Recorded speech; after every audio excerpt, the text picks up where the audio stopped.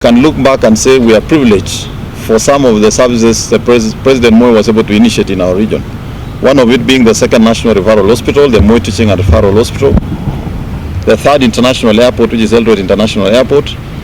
And I'm glad that today we can look back at those projects and proudly say they are successful and has helped this nation to move forward.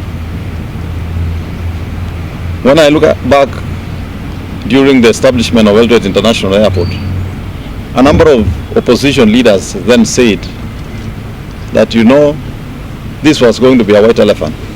Today, I meet a majority of them at Eldoret International Airport, and they agree that if it were not for this airport, then transportation and communication to the western part of Kenya would have been extremely very difficult.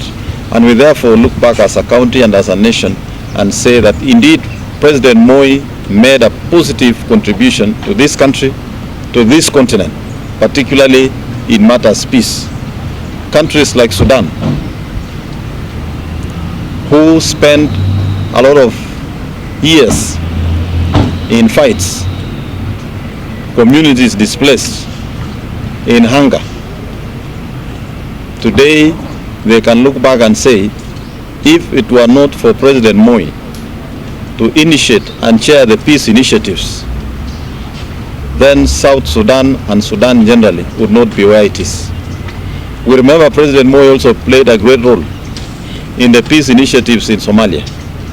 And you remember transition government of Somalia was in this country for almost more than a year. We therefore owe a lot to the late retired President Moi for his contribution, and we recognize that he made a mark, left a mark, not just in Kenya, not just in this continent, but also in the world, in his quest for peace and an environment for humanity to thrive.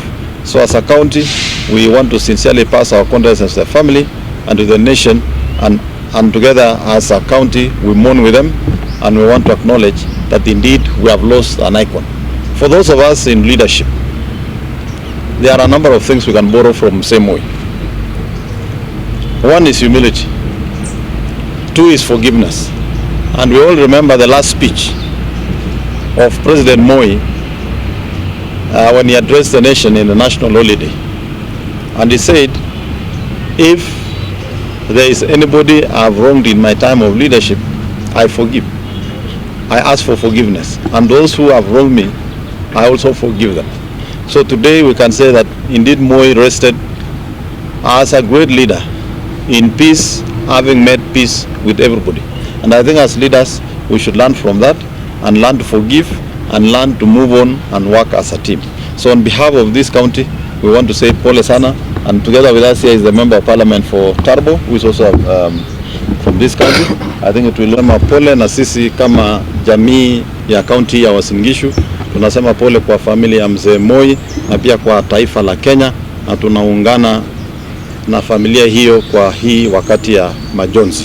Kwa hivyo mimi sitaki kusema kusidi hapo, lakini uongozi wa Moi umetufunza mambo mengi, na mimi nafikiri as a great statesman, yeye alionyesha kuwa kuna wakati wa kuingia kwa uongozi na pia kuna wakati wa kuondoka. Na wakati Moi aliretire, yeye alienda akapumzika na akawa a great elder of this country. Up to today when we lost him, he was leading a quiet, good life, having made peace with his life and all those that he led. And we owe him a lot as a nation in terms of development. Asanteni sana.